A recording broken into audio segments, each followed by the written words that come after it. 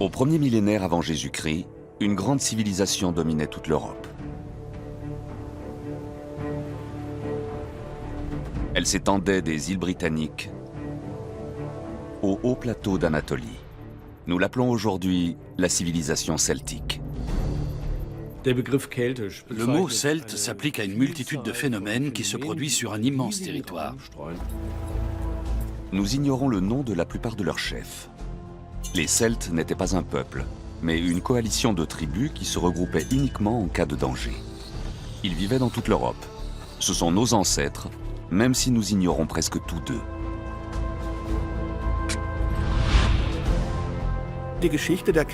L'histoire des Celtes reste pour nous une page blanche dans de nombreux domaines, parce que les Celtes ne l'ont pas écrite. Leurs ennemis grecs et romains les qualifiaient de barbares, ivrognes et querelleurs. Or, ces mêmes ennemis ont été jusqu'à il y a peu les seules sources historiques.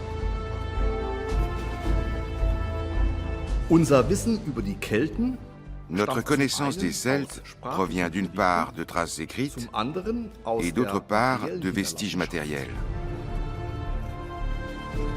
Ces vestiges livrent de plus en plus d'informations, car les technologies d'investigation modernes ouvrent de nouveaux horizons à l'archéologie. Le nombre de découvertes récentes est spectaculaire. Et nos connaissances n'ont pas simplement augmenté au fil des dernières décennies. Elles ont explosé. Une civilisation riche et fascinante est en train de sortir des oubliettes de l'histoire. Les guerriers qui ont inculqué la peur aux Romains eux-mêmes étaient tout sauf des sauvages.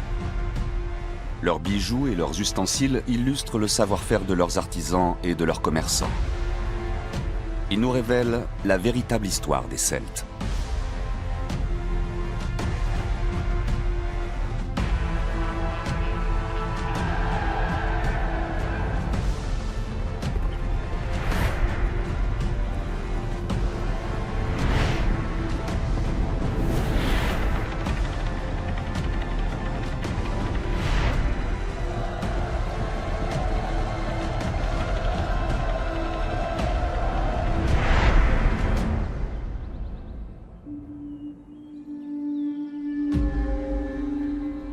Notre enquête débute en Italie.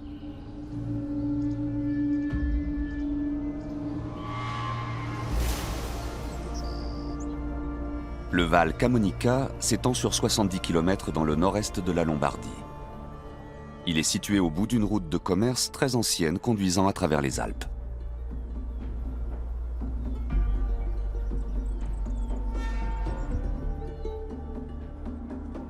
Depuis plus de 10 ans, Alberto Maretta explore cette vallée, qui a été le premier site italien inscrit au patrimoine mondial de l'UNESCO en 1979.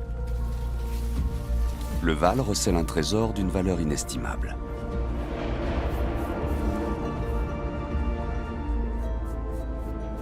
Sur les rochers du Val Camonica, on a un large éventail de figures qui représentent des hommes, surtout des guerriers, des animaux de diverses espèces, des constructions, toutes sortes d'objets comme des armes ou des charrues, mais aussi des symboles.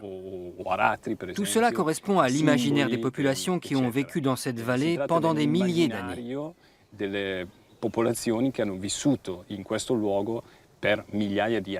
Les premières découvertes ont été rendues publiques en 1909. Depuis, on a trouvé plusieurs centaines de milliers de gravures rupestres. Ces gravures devaient jouer un rôle important dans la culture celtique. Ces inscriptions servaient à maintenir la cohésion du monde. Au moment d'une naissance, d'un décès ou d'un mariage, l'équilibre du monde était bouleversé, alors que les rochers, eux, ne changeaient jamais. Les figures gravées dans la roche ne bougeaient pas. Elles donnaient un sentiment de stabilité et de sécurité qu'il n'y avait pas dans la vie quotidienne. Depuis toujours, des hommes sont passés par cette vallée pour franchir les Alpes. Certains pacifiquement, d'autres non.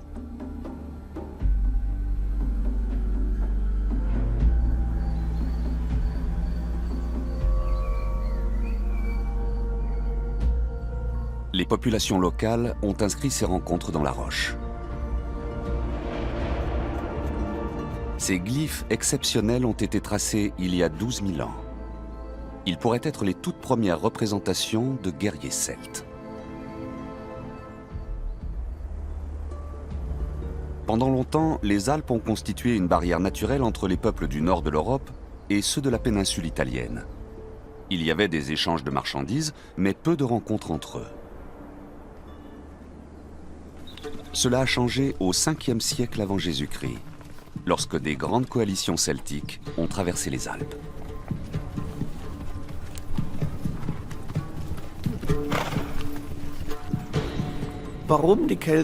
Pourquoi les Celtes ont-ils commencé à migrer? On ne le sait pas précisément, puisqu'on ne dispose d'aucune source écrite. On suppose que des famines provoquées par de mauvaises récoltes ont pu les pousser à rechercher de nouveaux sites de peuplement. Les premiers Celtes qui arrivent dans le nord de l'Italie, sont-ils des réfugiés économiques et climatiques qui espèrent une vie meilleure au sud des Alpes?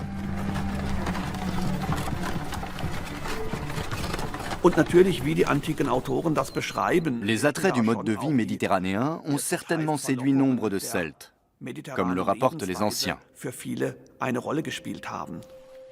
Quelles que soient les raisons qui les poussent à partir, les groupes celtiques semblent décidés à conquérir de nouveaux territoires.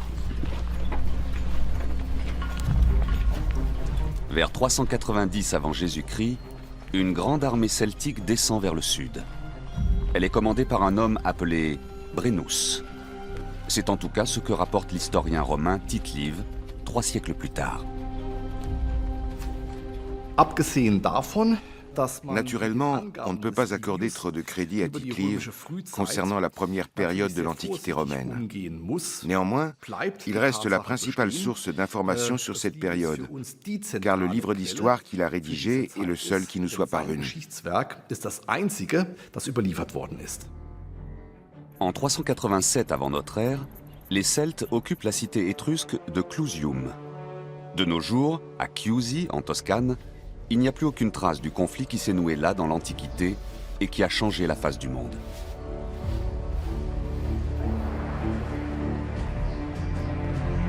Clusium demande le secours de la puissance montante de la région, à savoir Rome. Rome n'est pas encore la capitale d'un vaste empire. Il est trop tôt pour cela. Ni même une opulente métropole, comme aujourd'hui. Au début du IVe siècle avant Jésus-Christ, elle n'est qu'une petite cité-État, même si elle a déjà beaucoup d'ambition. À ce stade, le Sénat romain ne s'émeut guère des troubles constatés dans le nord. Les barbares ne lui semblent pas dangereux.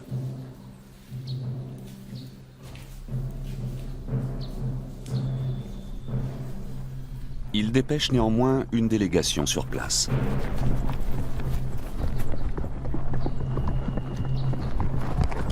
D'après Tite-Live, 3 frères ont pour mission de prendre contact avec les barbares et d'évaluer la situation.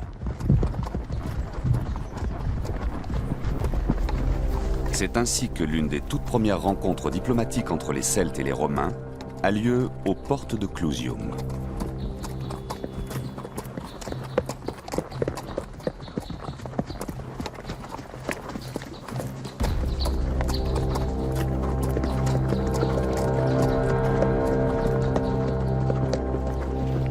Brennus reçoit les émissaires. La tension est palpable.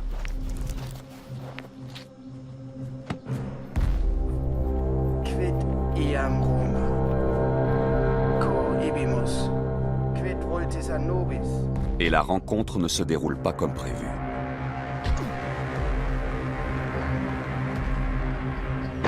Les Celtes refusent de se retirer. Les pourparlers tournent court. Les Romains commettent alors l'irréparable.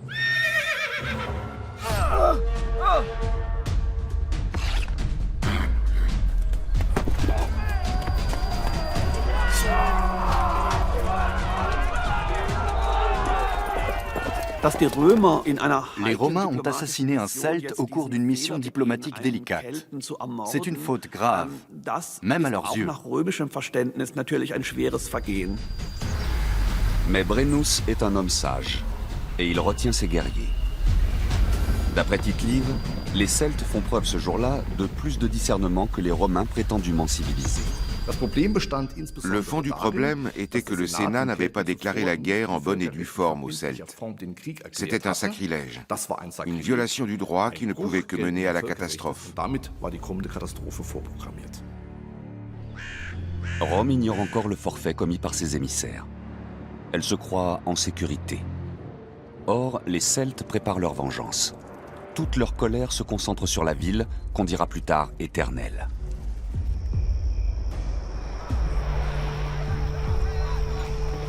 Tite-Live évoque la marche des Celtes. Comme au bruit de leur passage, les villes épouvantées couraient aux armes et que les habitants des campagnes prenaient la fuite, ils annonçaient partout à grands cris qu'ils allaient sur Rome. Alerté, le Sénat envoie une armée à la rencontre des Celtes.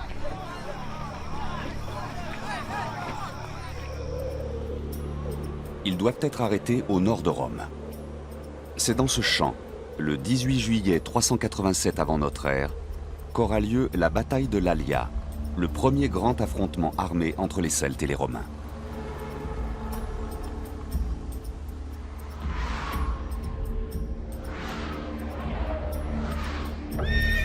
Les 6 légions commandées par Quintus Sulpicius barrent la route aux Celtes.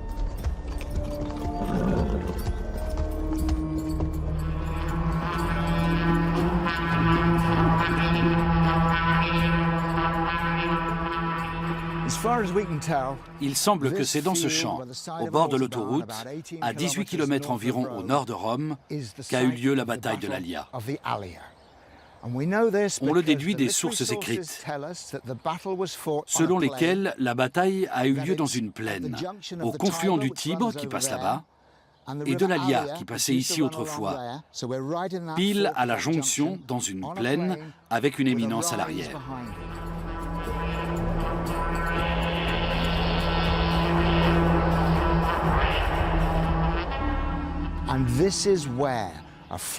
C'est là que les Romains inexpérimentés rencontrent les peuples celtes, leur ennemi juré, qu'ils ne parviendront jamais à soumettre entièrement, même au sommet de leur puissance.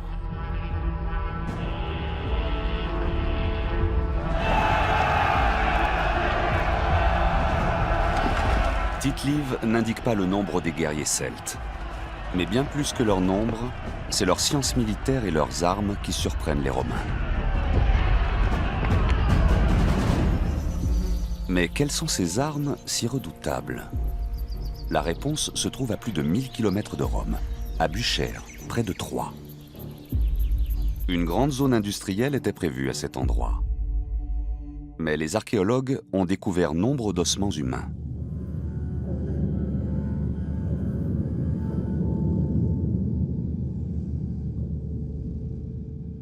Ces ossements sont les restes de guerriers celtes et de leurs épouses, inhumés avec un mobilier funéraire d'une qualité remarquable.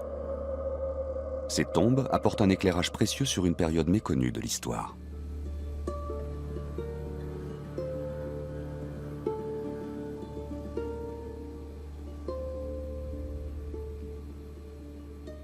L'intégralité du mobilier funéraire, donc lié au costume funéraire et donc à l'armement, ce sont des indicateurs de l'identité culturelle et sociale des défunts qui ont été inhumés sur ce site.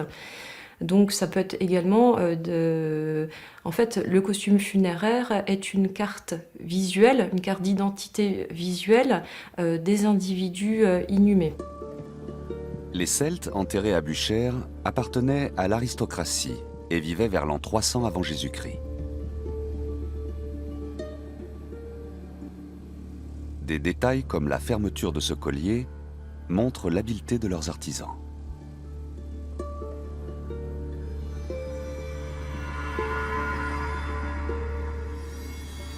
Ces fibules sont ornées de corail. Elles ont pu être importées du pourtour méditerranéen ou fabriquées directement à Buchère, avec du corail importé.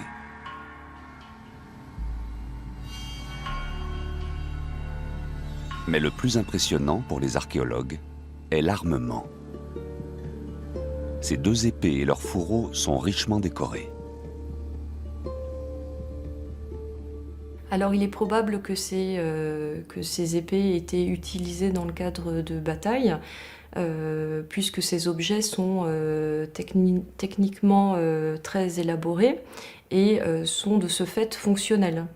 Et il est donc peu probable que ces objets étaient seulement destinés à la cérémonie funéraire. Ces épées sont relativement courtes, pointues et à double tranchant. Elles appartenaient sans doute à un fantassin. Preuve éloquente du savoir-faire des armuriers celtes, elles étaient sûrement mortelles aux mains d'un guerrier rompu au combat. L'intégralité du mobilier métallique illustre pleinement la haute technicité des artisans bronziers ou des forgerons celtes qui maîtrisent parfaitement leur art et la technologie de mise en forme de ces objets. Les Celtes savaient forger des lames à la fois souples et résistantes. Un travail long et minutieux, ainsi que le révèle une petite expérience que nous avons menée, qui a consisté à forger une épée avec du fer issu d'un bas-fourneau, comme à l'époque des Celtes.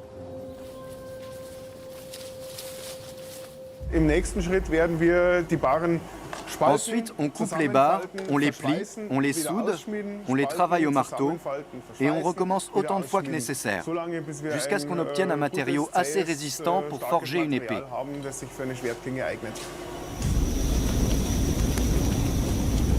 La répétition des opérations permet de débarrasser progressivement le fer de ses scories.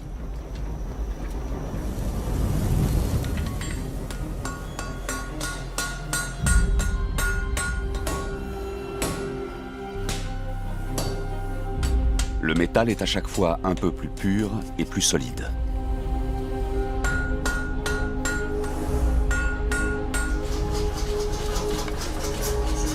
Le marteau-pilon facilite beaucoup la tâche des forgerons du XXIe siècle.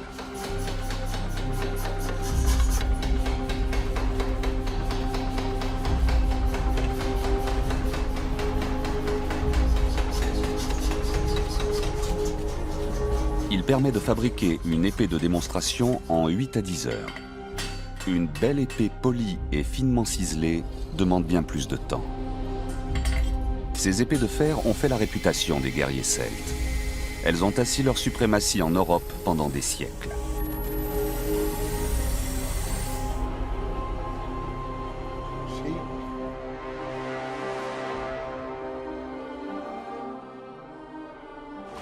Sur les bords de l'Alia, ces épées vont rendre de fiers services à leurs propriétaires. Les Celtes sont des guerriers expérimentés, toujours en train de batailler. Ce n'est pas le cas des soldats de l'armée romaine. Nous savons qu'il ne s'agit pas encore d'une armée régulière, d'une armée professionnelle. On pense qu'il s'agit plutôt d'une armée de petits paysans qui retournent à leurs champs après la guerre.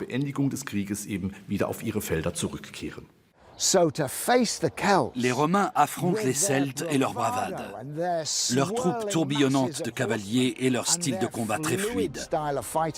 Ce sont deux cultures militaires qui s'affrontent. Les Romains ne savent pas comment réagir. Pour éviter d'être encerclés par les Celtes qui leur sont supérieurs en nombre, les Romains se déploient en une longue ligne de front. Ce sera l'une de leurs multiples erreurs. Sur cette colline, les Romains postent d'autres hommes, sans doute leur cavalerie, prête à contre-attaquer.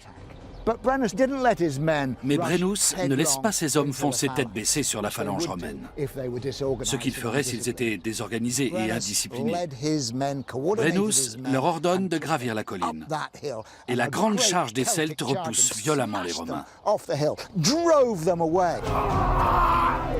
Sulpicius paye cher le fait d'avoir placé les jeunes recrues sur l'aile droite. Les Celtes n'ont aucun mal à les déborder.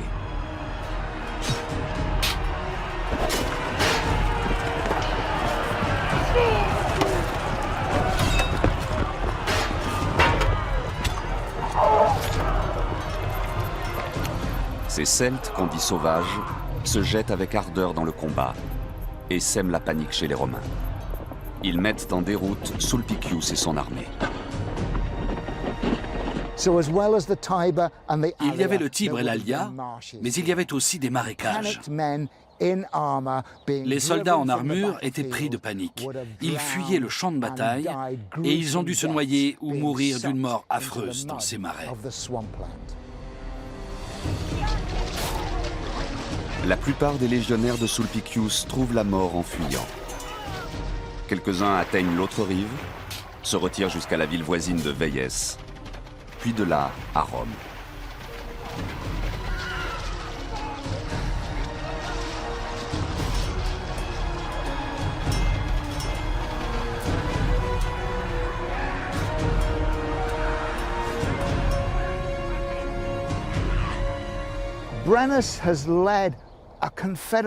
Brennus a conduit une confédération de tribus jusque dans le nord de l'Italie. Or, on voit bien aujourd'hui comment il est difficile de maintenir des alliances. Cela demande beaucoup de diplomatie. Il y avait sûrement des différences linguistiques importantes entre les tribus et les aires de peuplement celtes. Cela montre qu'ils avaient un grand sens de l'organisation.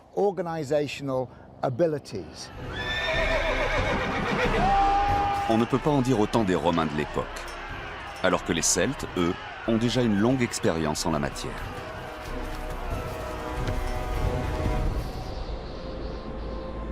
Un site en apporte la preuve éclatante.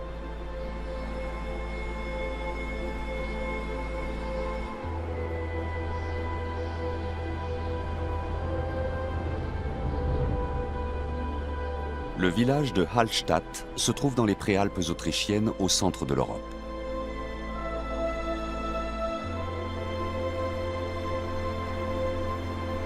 Blotti entre des versants abrupts, au bord du lac du même nom, il était accessible uniquement par bateau ou sentier muletier jusqu'à la fin du XIXe siècle.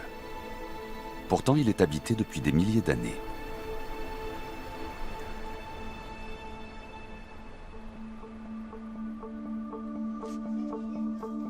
Hans Rechreiter se rend à son travail à plus de 800 mètres d'altitude. Archéologue au Muséum d'histoire naturelle de Vienne, il dirige les fouilles de la mine préhistorique de Hallstatt depuis 2001.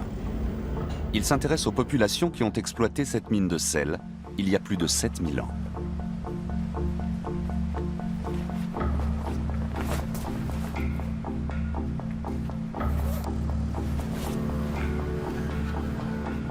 Nous pénétrons dans un étonnant labyrinthe de galeries, de puits et de chambres.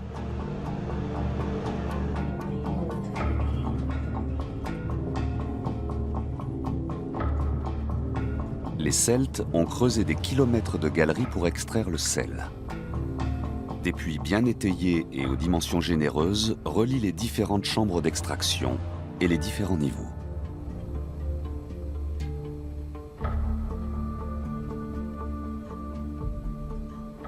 Au premier âge du fer, les dimensions sont gigantesques. Certaines chambres mesurent 200 mètres de long, 20 mètres de haut et jusqu'à 20 mètres de large.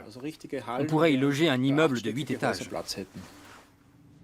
Les mineurs progressent au rythme d'1 mètre de galerie creusée par mois. Leurs outils sont rudimentaires, mais efficaces.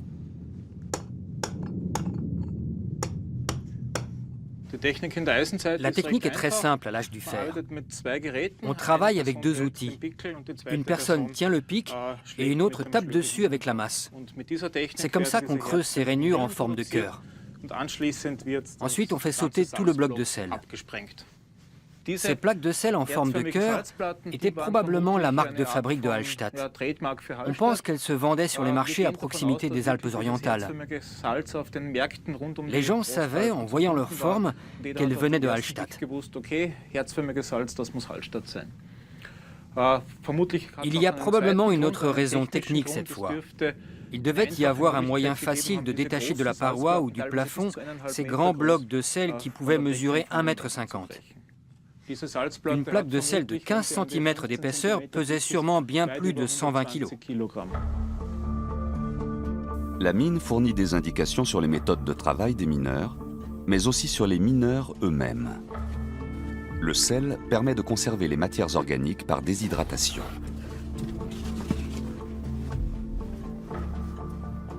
Tout ce qu'on voit ici est parfaitement conservé dans le sel.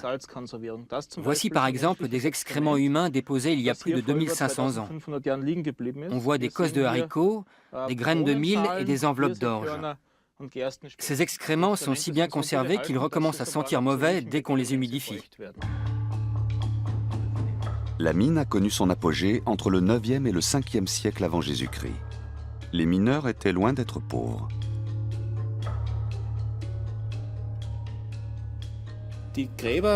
On voit clairement dans les tombes examinées que le mobilier funéraire était très riche, même pour les personnes dont le squelette était très marqué.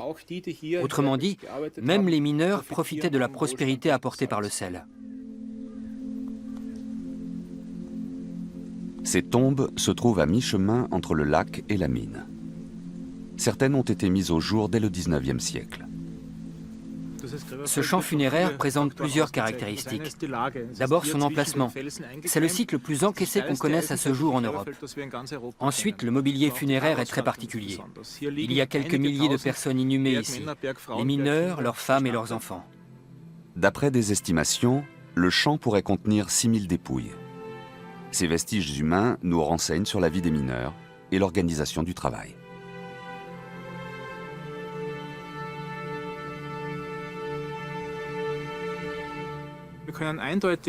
On voit clairement que les hommes et les femmes n'avaient pas les mêmes activités. On voit aussi que les jeunes enfants participaient très activement à la production de sel. Les squelettes montrent que les femmes portaient de lourdes charges sur une épaule tout au long de leur vie, alors que les hommes utilisaient davantage leur ceinture pectorale et maniaient le marteau. Un autre élément retient l'attention des archéologues. Si les tombes les plus anciennes contiennent des objets en bronze, on voit apparaître un nouveau matériau dans les tombes les plus récentes, le fer. Hallstatt marque le commencement de l'âge du fer. Au début, le fer est un matériau nouveau, mais il ne présente pas vraiment d'intérêt. Ce champ funéraire, utilisé en continu durant des siècles, permet de retracer l'histoire du fer. Au début, il est employé uniquement en orfèvrerie. Puis, peu à peu, il est utilisé dans tous les domaines. Le mobilier funéraire trouvé ici est si caractéristique, si parlant, qu'on a décidé de nommer toute une période de l'histoire européenne d'après ce site. La période de Hallstatt est le premier âge du fer, qui remplace peu à peu le bronze. Elle marque aussi un tournant dans l'histoire des échanges commerciaux. Véritables autoroutes de l'Antiquité, les cours d'eau sont désormais utilisés pour transporter des marchandises sur de longues distances, sur l'eau ou le long des berges.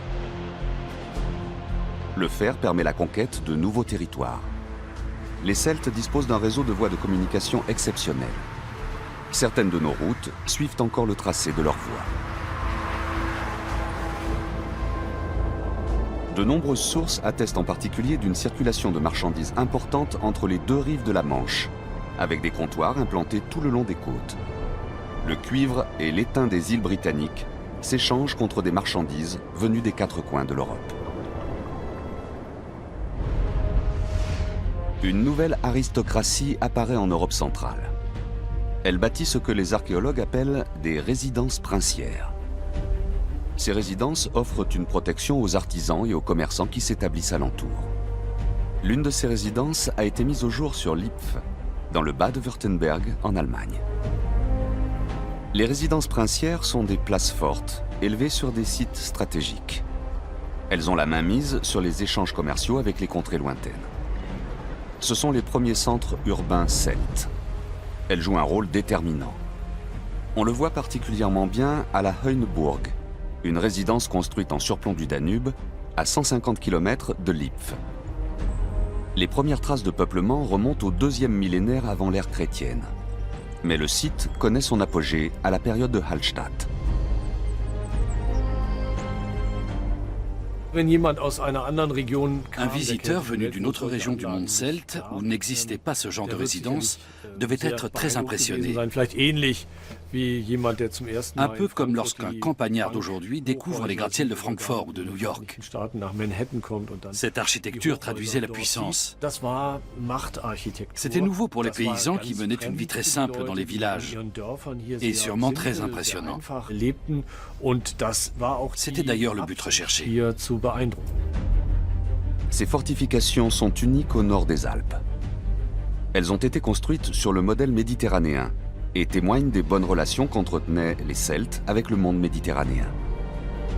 En temps de paix, la Heuneburg était un centre économique de plus de 5000 habitants. En temps de guerre, c'était un abri sûr. Il ne faut pas voir le monde celte comme un seul grand peuple ou une unité. Il y avait diverses tribus et unités territoriales. La Heuneburg était le centre de l'une de ces coalitions. Les rapports entre les différentes coalitions étaient souvent conflictuels. La guerre, le conflit, la concurrence étaient des réalités quotidiennes au sein du monde celte. Une partie des trésors de la Heuneburg est conservée aujourd'hui dans les réserves du musée du Württemberg, à Stuttgart. Ces trésors ont attisé la convoitise d'autres tribus celtes.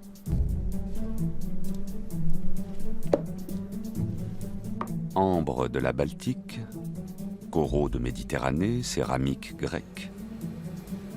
Toutes ces richesses montrent que la Heuneburg entretenait tout un réseau de relations pour échanger des marchandises avec des contrées lointaines. D'autres éléments indiquent aussi un échange d'idées. Ce vase de forme ovoïde a été fait sur un tour de potier. C'est la première céramique façonnée de cette façon en Europe centrale. C'est une technique nouvelle pour la Heuneburg et pour l'époque celtique. À côté, voici un objet très personnel.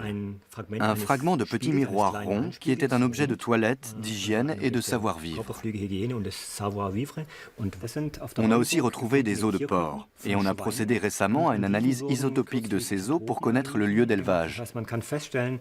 Ce qui est très intéressant, c'est que ces porcs ne venaient pas de la Heuneburg, mais du sud de la forêt noire, qui était à une bonne distance. Ils ont probablement été conduits à la Heuneburg pour être abattus.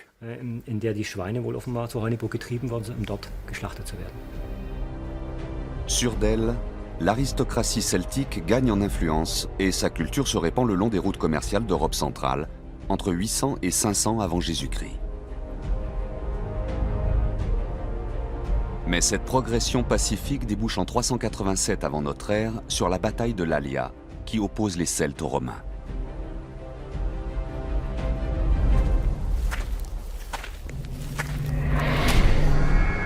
Après avoir remporté la victoire, Brennus repart avec ses guerriers en direction du sud.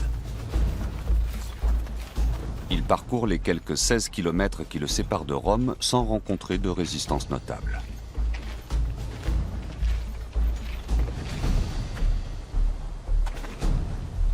Arrivés aux portes de la ville, ces guerriers se montrent à la hauteur de leur réputation, écrit Tite-Live.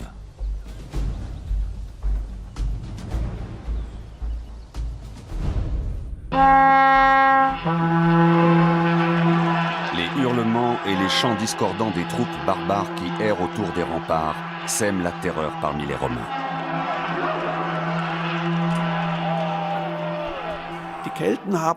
Les Celtes utilisaient le carnyx pour communiquer pendant la bataille, bien sûr, mais sans doute aussi pour mener une guerre psychologique.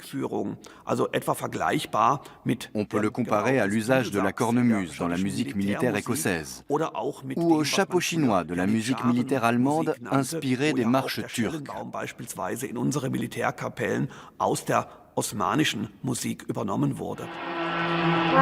Les Celtes manient aussi bien l'arme sonore que les autres.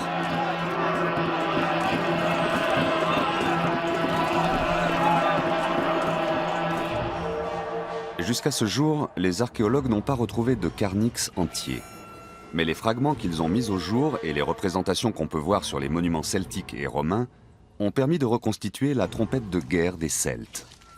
Lorsque le musicien anglais John Kenny a joué du Carnix pour la première fois en 1993, cela faisait des millénaires que personne n'avait entendu ce son.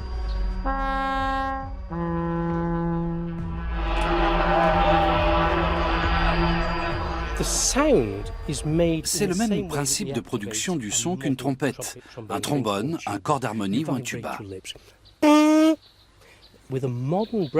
On fait vibrer l'air avec les lèvres. Les cuivres modernes se terminent par un pavillon qui amplifie et projette le son vers l'avant.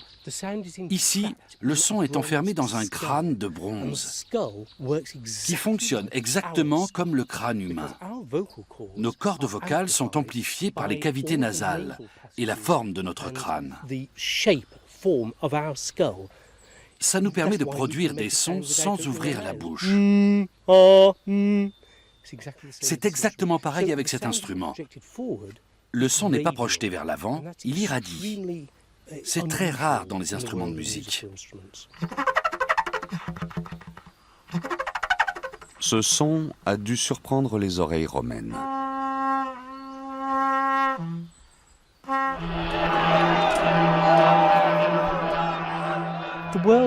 Le monde était beaucoup moins bruyant à l'époque. Le son le plus fort qu'on pouvait entendre, c'était le tonnerre, le fracas des vagues sur les falaises ou les hurlements d'une foule. Or, les Carnix produisaient un son bien plus puissant que cela. De plus, en position verticale, il faisait 3,50 m de haut et il possédait une tête. Alors, quand on en voyait débarquer une dizaine au petit matin dans la brume, avec le bruit qu'il faisait, on pouvait très bien croire à une attaque de géants.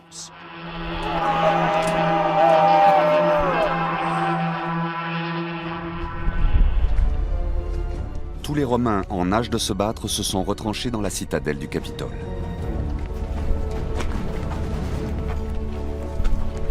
Au petit matin, Brennus entre dans une ville déserte.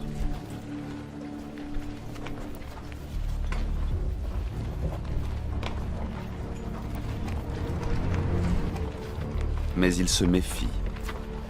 Il craint un guet-apens.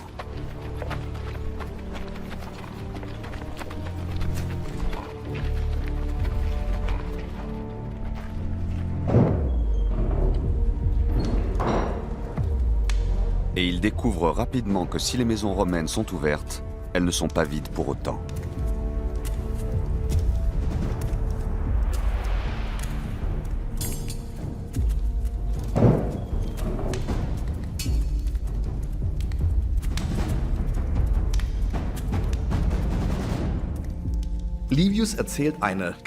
Tite-Live raconte une histoire sans doute très pertinente pour ses contemporains, mais qui doit être très éloignée de ce qui s'est réellement passé. Il raconte que les vieillards de l'aristocratie rentrent dans leur maison, enfilent leurs vêtements de cérémonie et prennent place sur leurs chaises de magistrat pour attendre avec un calme stoïque et une grande dignité l'arrivée des barbares.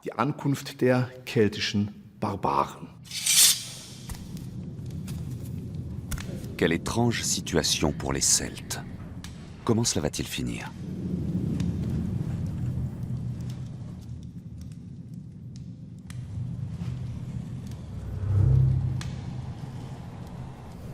Cette fois encore, c'est un Romain qui frappe le premier, écrit Tite-Live des siècles plus tard.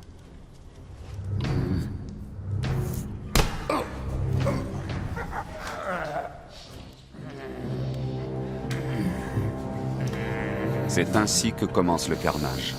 Les Celtes tuent tous les Romains qu'ils trouvent.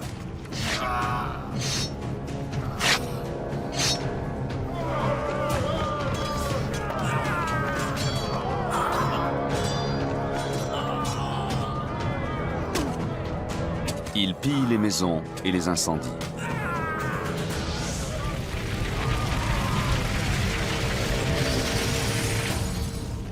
Depuis le Capitole, Sulpicius et ses soldats assistent, impuissants, à la destruction de leur cité.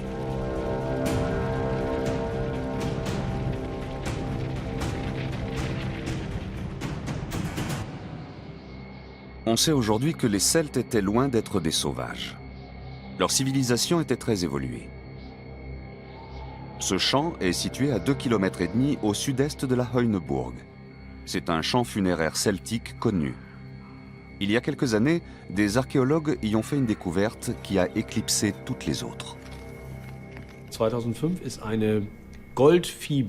En 2005, une fibule en or est remontée à la surface. Des étudiants de l'université de Tübingen se trouvaient là par hasard, et l'un d'eux l'a ramassée. C'est comme ça que tout a commencé. Lorsque les archéologues comprennent qu'ils sont en présence d'une tombe celtique encore intacte, ils prennent des mesures pour la protéger du pillage. On a organisé une garde devant la tombe la nuit et le week-end. On se demandait comment faire. On a songé à refermer la tombe et à la recouvrir d'une dalle de béton. Finalement, c'est la solution la plus lourde qui est retenue, au sens propre, puisqu'on décide d'extraire la tombe avec tout son bloc de terre. Elle sera soulevée au moyen de nombreux tuyaux passés en dessous. La manœuvre réussit, et le bloc celtique, de 80 tonnes de terre, est transporté à Ludwigsburg, à 120 km de son lieu d'origine. Depuis, les archéologues l'examinent couche après couche. Apparemment, la tombe était située tout près d'un cours d'eau, et elle a été inondée à de nombreuses reprises.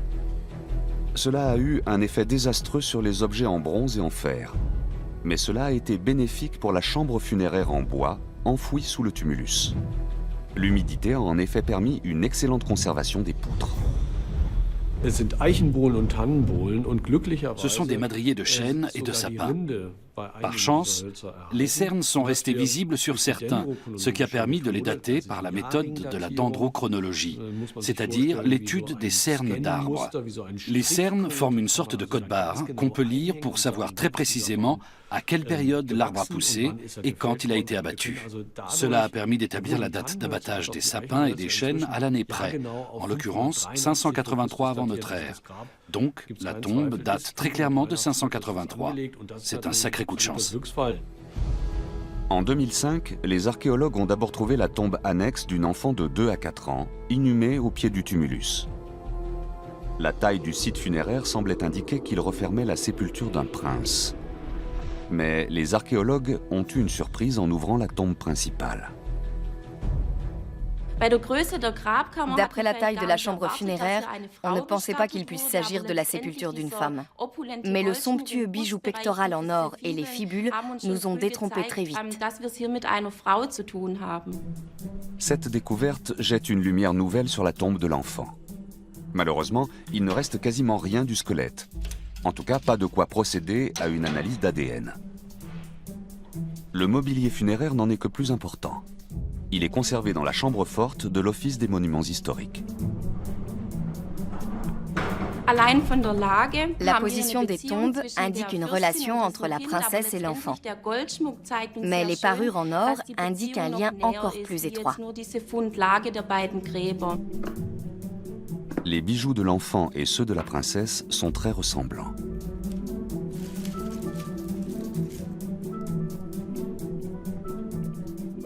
Quand on compare les fibules, on retrouve le même motif de points et de traits. Les fibules de la fillette sont un peu plus petites et plus rondes, plus adaptées à une enfant. Celles de la princesse sont plus longues. Donc à l'heure actuelle, sur la seule base de ces fibules en or, on voit un lien très étroit entre la princesse et la fillette. Ces bijoux racontent peut-être une histoire de famille. Mais ils soulèvent aussi de nouvelles questions, car ce style d'orfèvrerie est étranger à la région.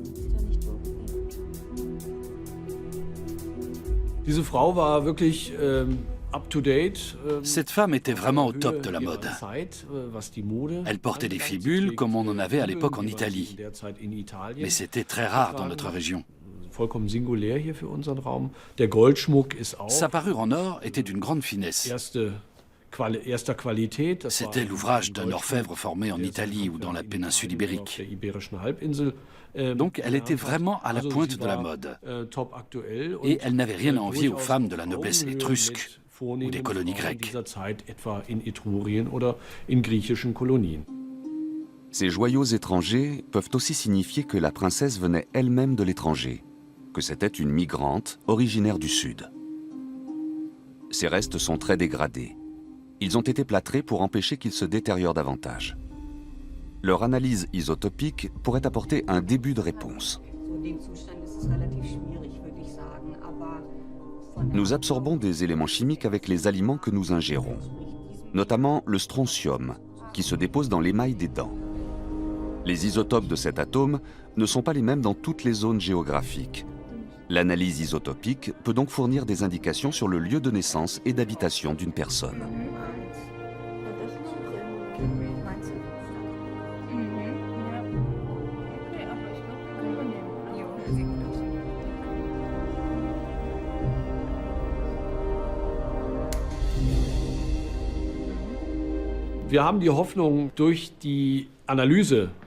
On espère que l'analyse de l'émail des dents va nous permettre de répondre à la question de l'origine de cette femme.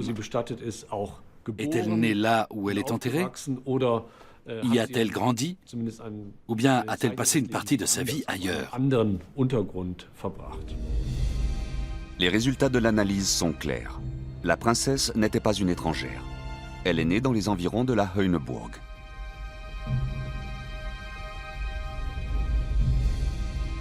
Elle n'a sans doute jamais quitté son pays natal. Mais grâce aux nombreux échanges commerciaux avec des peuples lointains, elle était en contact avec le reste du monde. Sa fortune lui a permis de choisir les plus beaux joyaux parmi un vaste choix de produits. Et elle les a gardés pour l'éternité.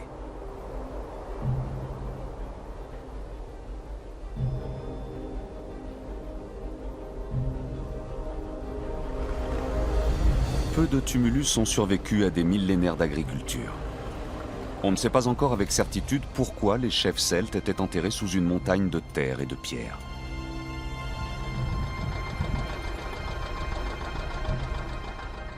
Il y a vraisemblablement plusieurs raisons à cela. D'abord, les amas de pierre devaient sans doute arrêter les pilleurs de tombes. Ensuite, les morts eux-mêmes étaient peut-être considérés comme dangereux, du moins certains d'entre eux. La crainte des revenants qu'on observe plus tard a pu jouer un rôle. L'amas de pierre servait peut-être à empêcher les défunts de quitter leur sépulture. La crainte des revenants est quasiment universelle. Mais dans le cas du prince celte, dont les vestiges sont exposés au musée de Hochdorf dans le sud-ouest de l'Allemagne, le tumulus devait servir avant tout à protéger le trésor funéraire.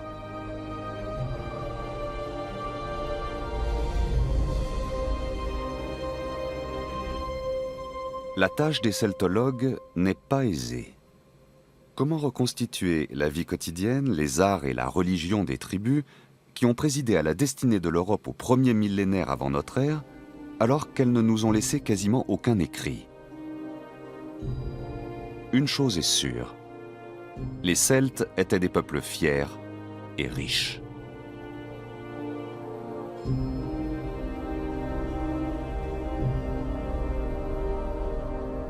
Nous avons devant nous un personnage hors norme. Le prince de Hochdorf était sûrement tout en haut de la société, loin devant ce qu'on peut appeler les classes moyennes aisées. Cela signifie naturellement qu'il possédait des biens qui étaient totalement inaccessibles aux gens ordinaires.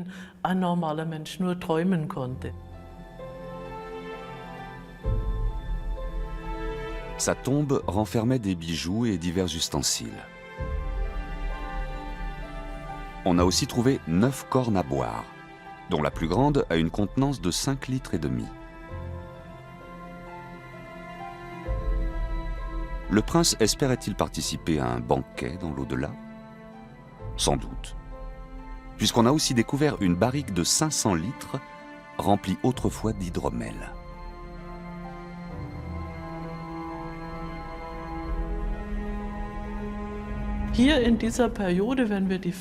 Quand on examine les sépultures des princes et des princesses,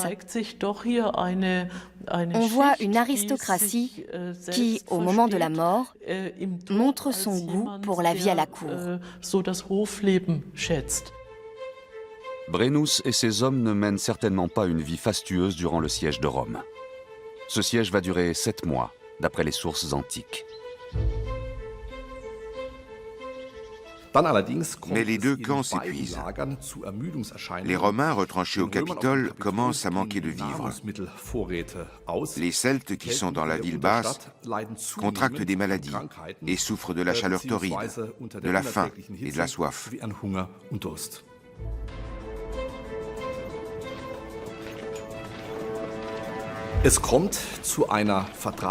Les Celtes finissent par négocier avec les Romains. Ils se déclarent prêts à lever le siège en échange d'une rançon de 1000 livres d'or.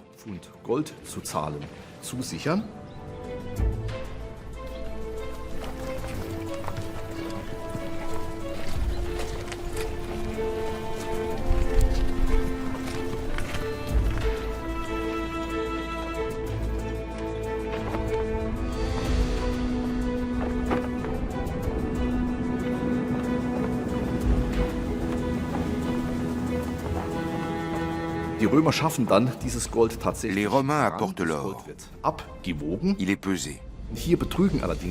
Mais les Celtes utilisent sciemment des poids truqués.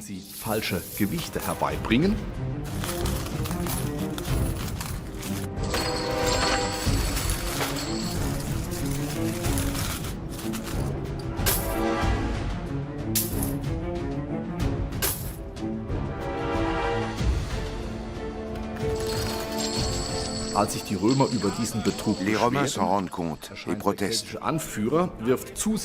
Brennus jette alors son épée dans la balance et dit ces paroles qui seront souvent répétées « Vae victis », malheur aux vaincus. Vae victis. Dans un premier temps, le sac de Rome a été un revers d'autant plus cruel pour les Romains qu'ils ambitionnaient de dominer le centre de l'Italie. Mais ils se sont remis très vite de cette défaite.